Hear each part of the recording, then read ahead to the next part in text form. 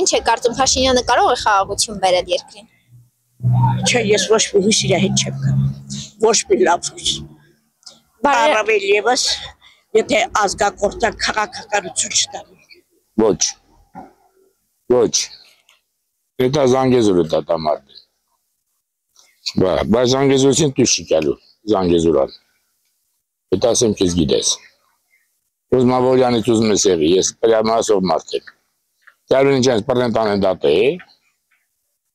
Նստել են ինքել հերիկա, բոլա։ Երբեք։ Ինչի։ Անհնարին է։ Ոչ։ Դավաճամարտից երբեք չհավատաս, որ խաղաղություն կլինի։